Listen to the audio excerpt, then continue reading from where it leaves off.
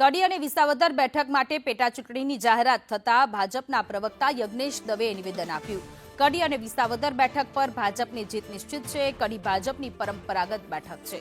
કોંગ્રેસ ગમે એટલા પ્રભારી જાહેર કરે કોઈ ફરક નથી પડવાનો। ભાજપ લોકોની વચ્ચે રહેતો પક્ષ છે। વિસાવદર બેઠક પર પણ ભાજપનો વિજય થવાની વાત યજ્ઞેશભાઈએ કરી।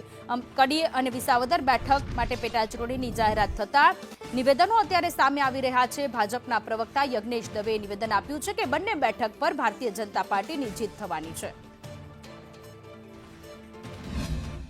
आज सरकारना प्रजालक्षी कार्यों અને લોક કલ્યાણની જે યોજનાઓ છે એ યોજનાઓને પ્રજા સુધી પહોંચાડવાનું કાર્ય એ ભારતીય જનતા પાર્ટીનો કાર્યકર્તા કરતો હોય છે અને જેના જ કારણે ભારતીય જનતા પાર્ટીને પ્રજા પસંદ કરતી હોય છે, મતદારો પણ પસંદ કરતા હોય છે।